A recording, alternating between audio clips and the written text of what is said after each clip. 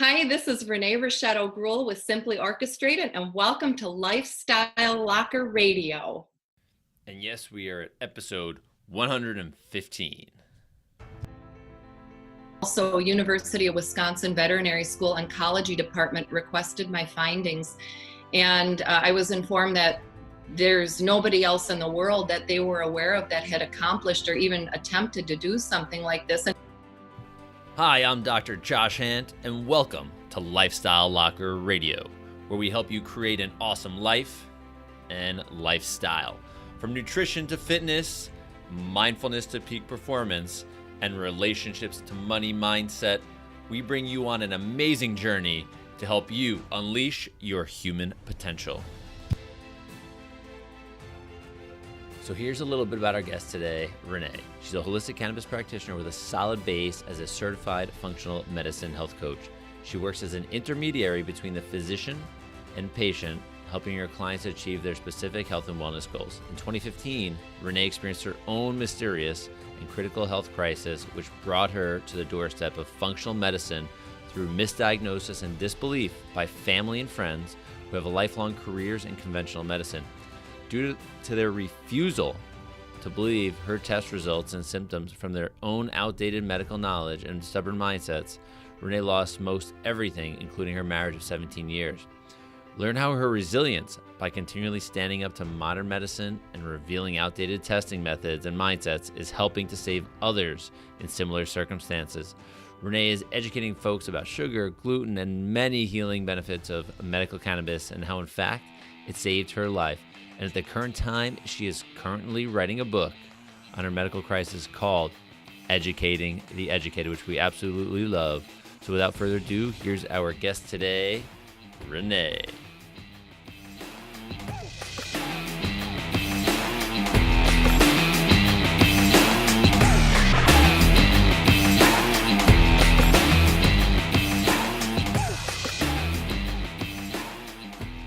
Okay, everyone, in the locker room today, we've got Renee. You've heard her bio. She's got a pretty cool story, which we're going to dive into a little more. And she's got some gifts for you at the end. So I'm not gonna hold everybody hostage here by my voice. So welcome, Renee.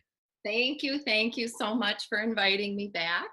You are very welcome. For those of you that are tuning in, we've had some fun and exciting challenges with technology. I'm not sure if our energies are just too much for the tech to take, but we've been beating up our Wi-Fi connections, our audio, our video, all of these things.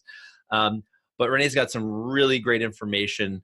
We're going to touch on a bunch of different things, from medical cannabis, but I want her to go back in time real quick and just give us the short version of her story, because it's going to let you know why and who she is. So you ready? Let's hear it. I'm ready. So, as a child, I was a voracious reader, loved to read books, but really didn't enjoy school. But I had a very curious mind and just enjoyed researching. And back in 2006, I moved to Georgia. I'm from northern Wisconsin. And at that time, I was mortified at the amount of cancer that I saw in humans in that area. And so I felt that I was going to be targeted, and I needed to go on a mission to discover, and to prevent a cancer that I didn't have, but felt eventually I would be targeted. And so I literally spent hundreds and hundreds of hours researching cancer and understanding it. And I came across a website called phkillscancer.com. And a gentleman by the name of Vern had end-stage prostate cancer. And with baking soda and molasses, blackstrap molasses, he was able to develop a successful cancer protocol, and he completely eradicated his cancer. And I remember thinking, okay, well, great. I don't have to do any more research. There's answers. Yeah. But I was really confused as to why I wasn't seeing that. And I do have a family member that is a physician, so I was raised, more with conventional medicine, but I am adopted. And I think maybe my DNA is a little bit different than the rest of my family, and I'm an outside the box thinker. And also I'll just add this, that I also have a patent in the animal travel industry. And so, I'm always thinking of ways to fix problems or make things better. So I was at that time, fast forward to 2013, I was asked to take care of some friends' horses. And I'm big into horses. I've had horses a good portion of my life. And one of the horses was diagnosed with equine penile squamous cell carcinoma.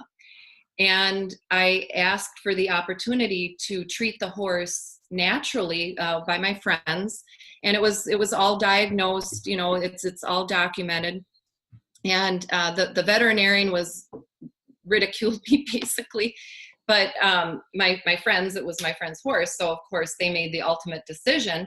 And I developed a successful cancer protocol for this horse using baking soda and apple cider vinegar. Go And figure. I have an ebook, and Dr. Josh most people get a kick out of this, and I didn't come up with the name. I was anointed this as the Weenie Whisperer. So that's my ebook that you can download. But and I just describe, what exactly baking soda does and what apple cider vinegar does, basically raises your pH. And cancer has great difficulty surviving in a high pH or highly oxygenated state. So at that time, I also, I was published, I should mention that. And then also University of Wisconsin Veterinary School Oncology Department requested my findings. And I was informed that there's nobody else in the world that they were aware of that had accomplished or even attempted to do something like this. And I'm just an ant in an anthill. I'm just a nobody. I just like to solve problems like cancer. Yeah. And so I was experiencing my own health issues at the time. And my publication caught the attention of Ty Bollinger from his marketing team, from The Truth About Cancer and also The Truth About Vaccines, and also Tamara St. John. And I was asked to become Ty Bollinger's ghostwriter. And I actually turned it down because I realized that ghostwriting, you're not allowed to talk about your research. And that's what I'm all about, is about the education aspect. And I also, too, I'll interject this, that I treat both animals and human, and I have a real passion for animals. And I have another ebook that I developed a successful heartworm protocol. It was not my idea. It was Robin Sockness from the Bandits Buddies.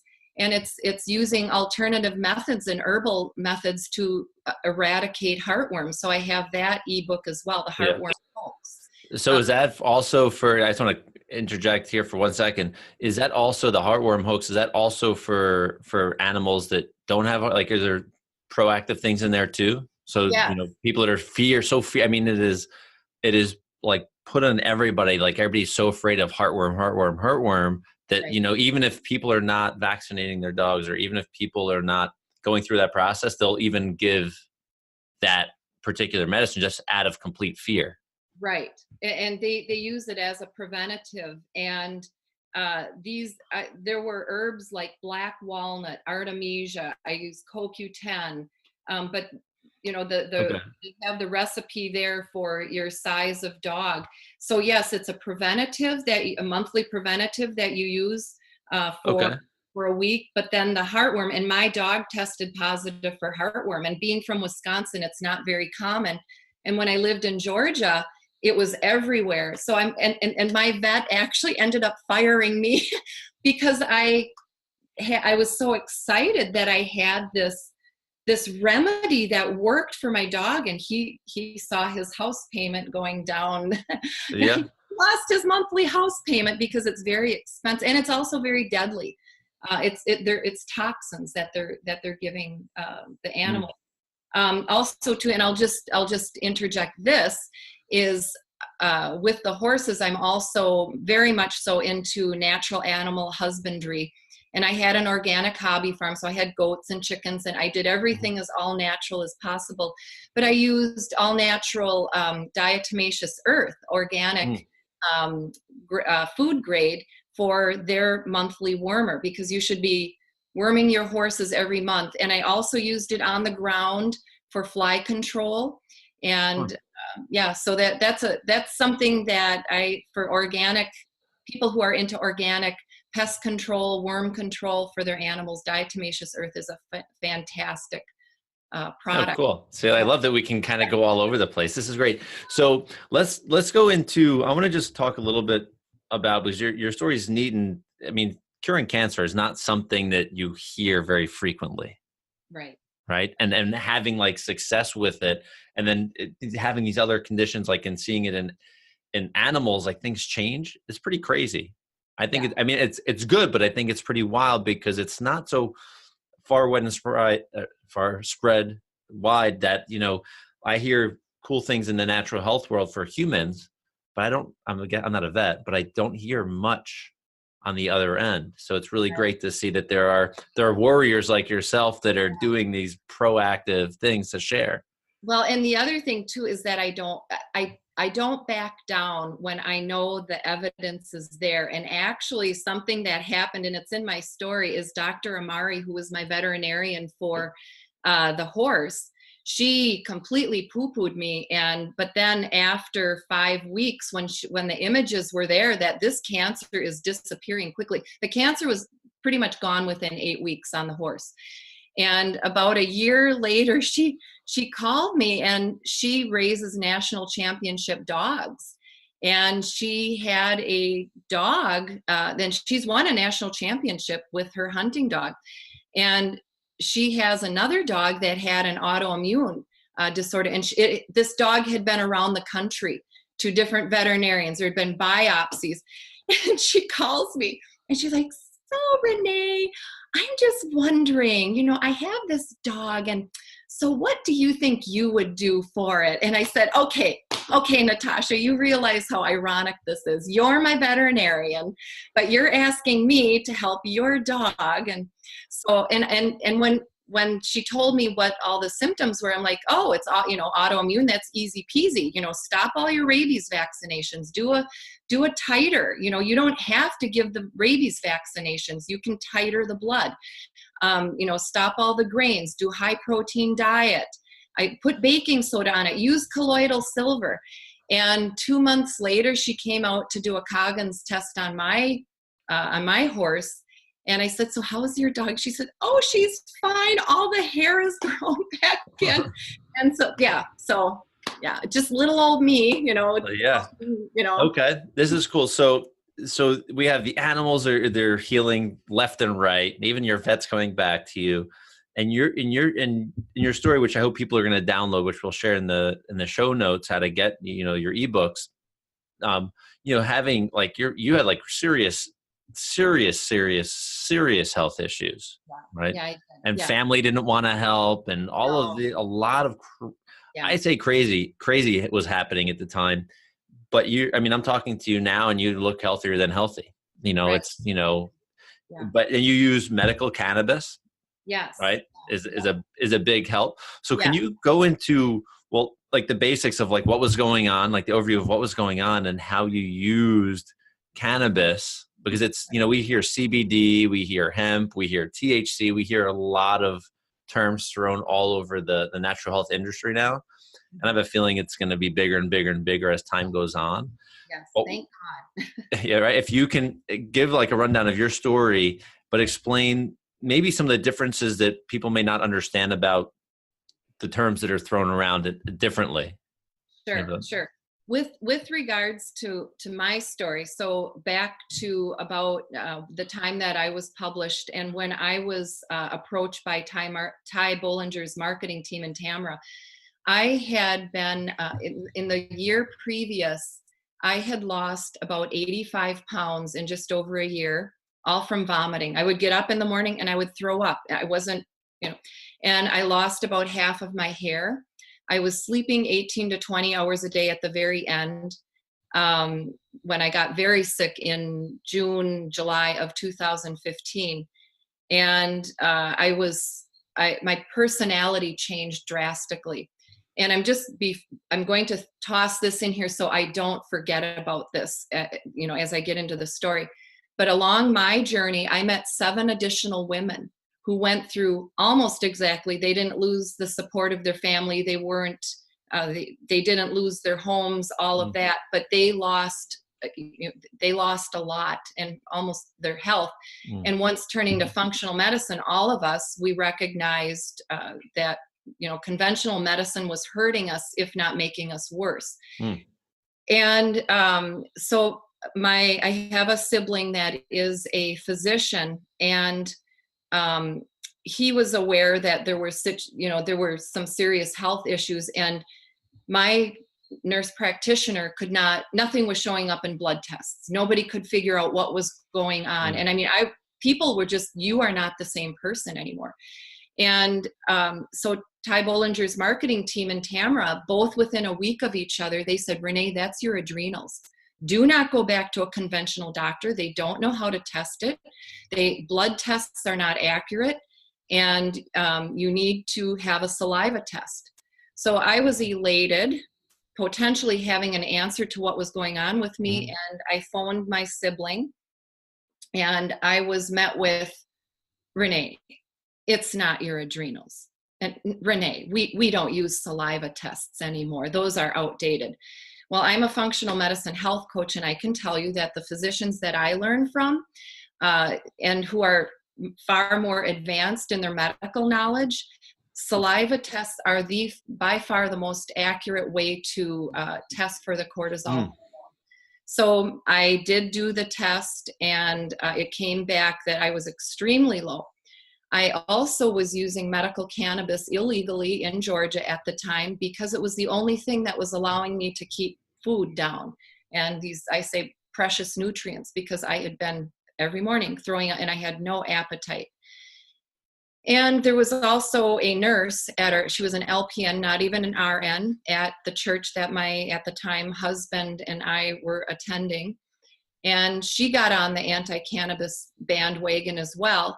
And both my sibling and this LPN proceeded to convince everybody in my support group, in our church support group, both in Wisconsin, down in Georgia, that I actually had a drug problem and I needed to go into rehab, and that I was mentally ill and that I was delusional.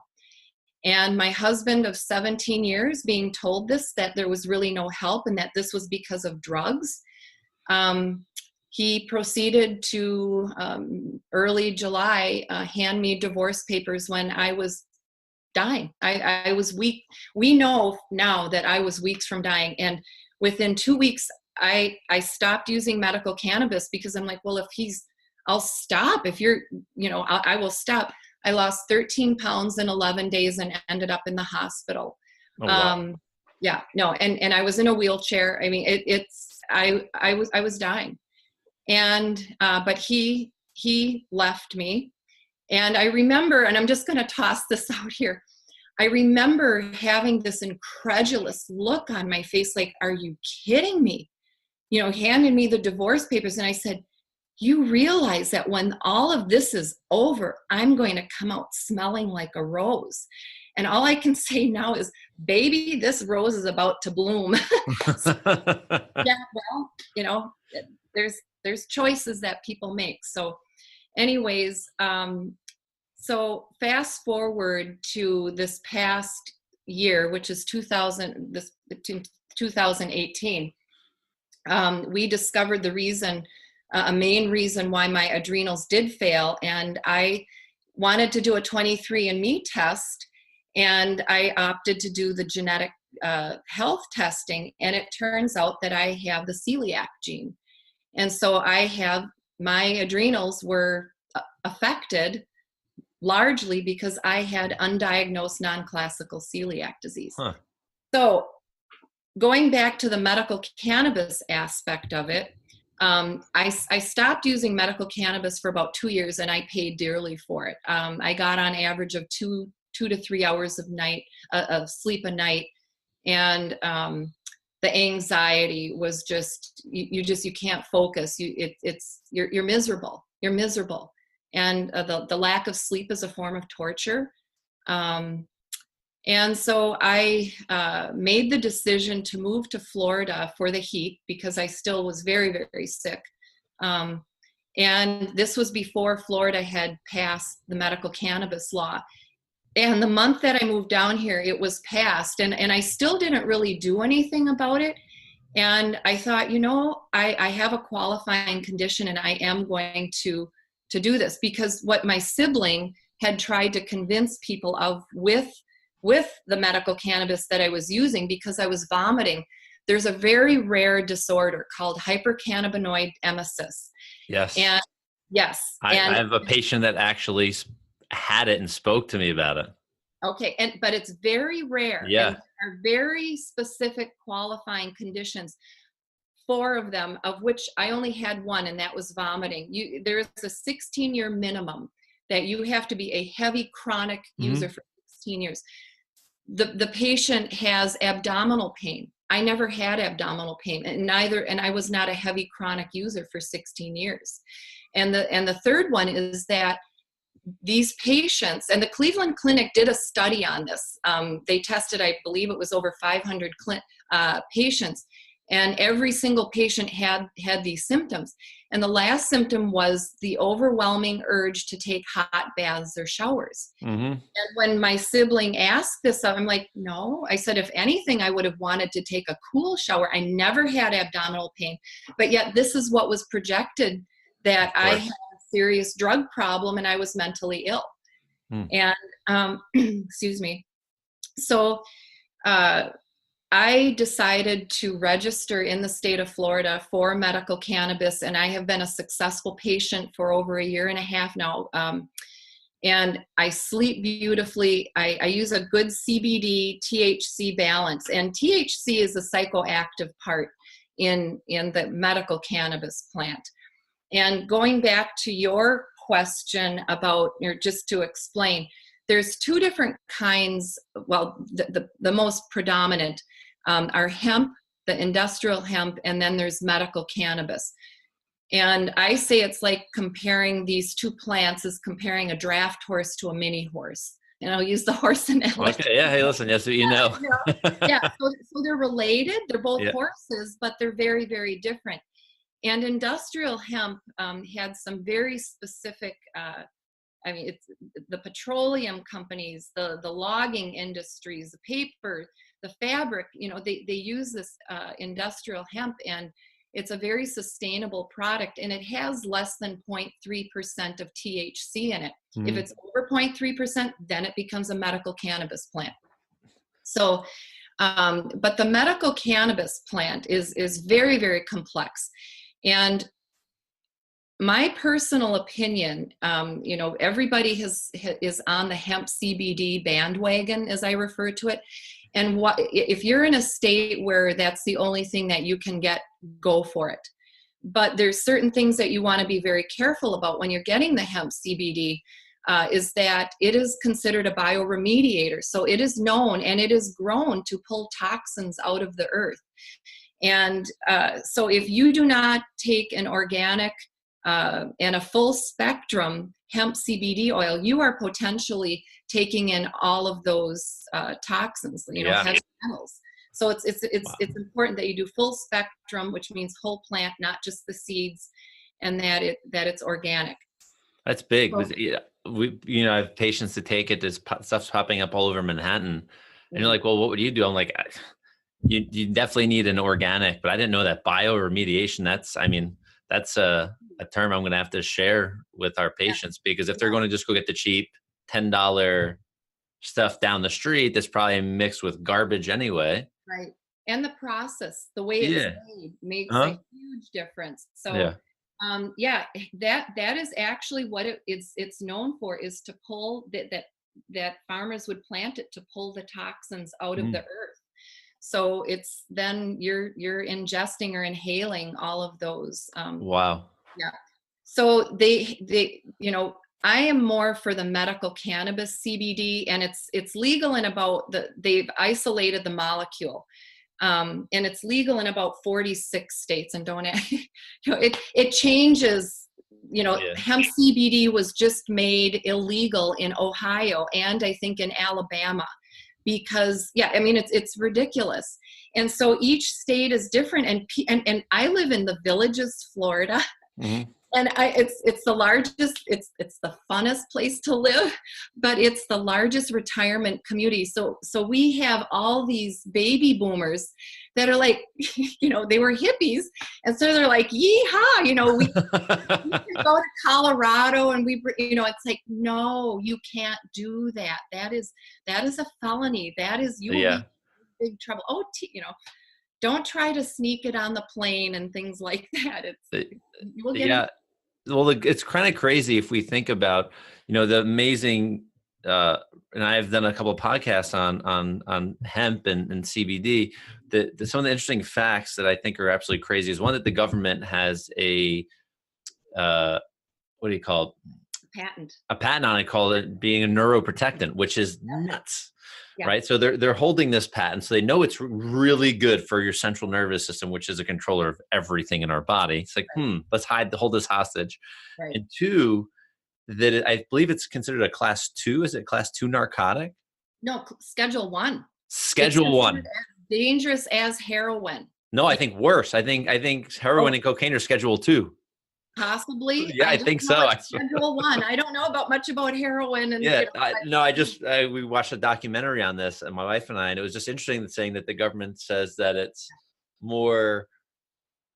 almost like saying you should have heroin and cocaine instead of marijuana. I'm like, that's an interesting concept. Yeah. And here's something interesting that most people don't know, and I've talked about it in other podcasts that I've been interviewed in, that back in, I'm going to say it was in the 60s, early 70s, that President Nixon went on a rampage to destroy cannabis and marijuana, as he called it. And, to show people how evil, how dangerous it was. And so he set researchers on this to show, how evil it is. And instead what they discovered was how quickly it killed cancer. And that scientific evidence was hidden. And only through the Freedom of Information Act that was finally released.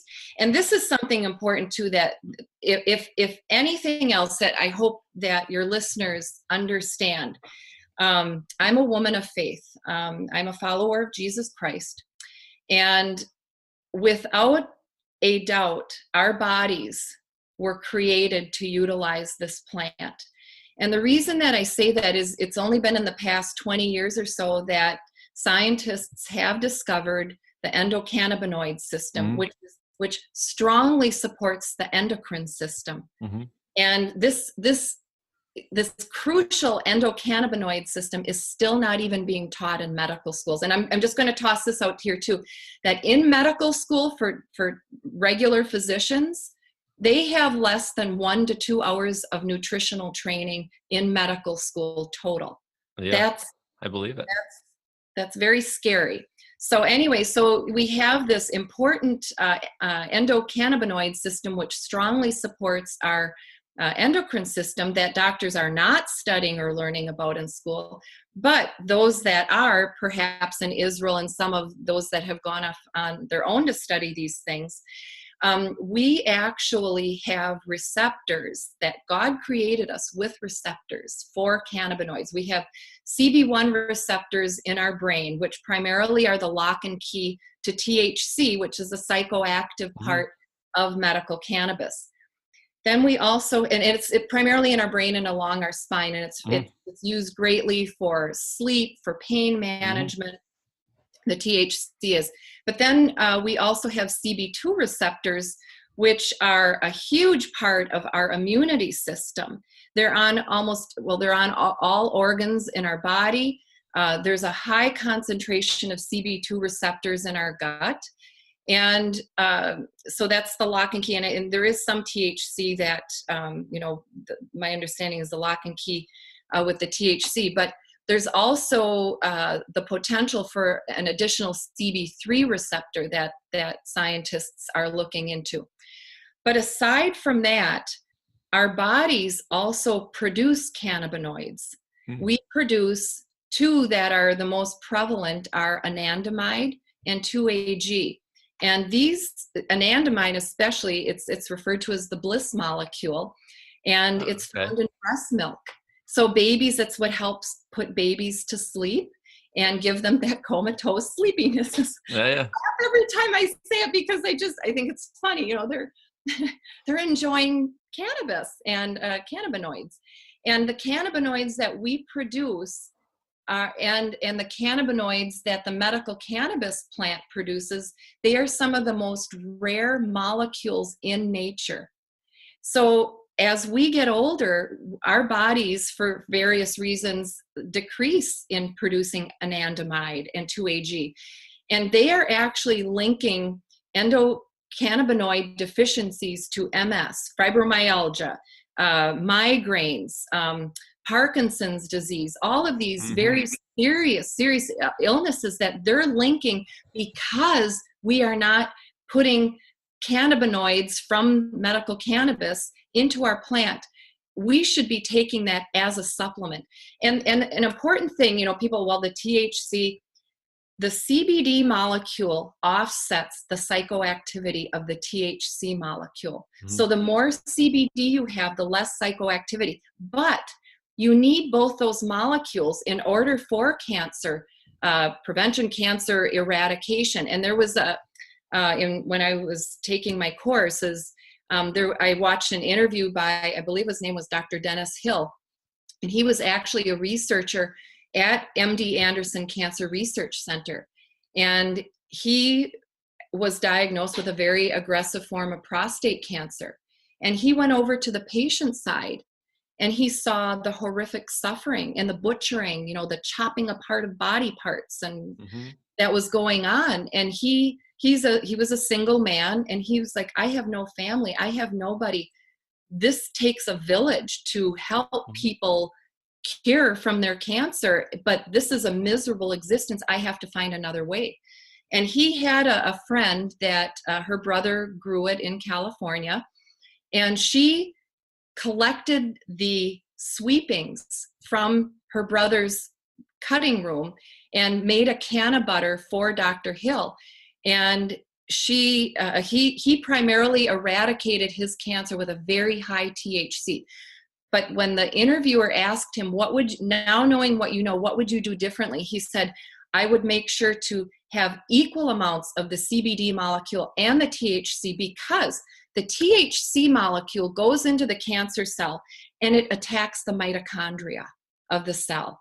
And the CBD molecule goes in and it attacks the calcium. It takes out the essential nutrients for that cancer cell. So they both do very different things. So that's why it's important to have both of those. Yeah, that's really cool. I mean, I thought I knew a little bit. I know less than I thought. And that's the thing, is that most 99.9% of doctors don't know, what we know. It's a very, very complex plant, and there's just so much yet to be studied, but the US government does not allow it to be studied. They do not allow good plant material to be studied. So Israel is really at the forefront of studying the medical aspect of medical cannabis. Yeah, Dr. McCollum. That's pretty interesting.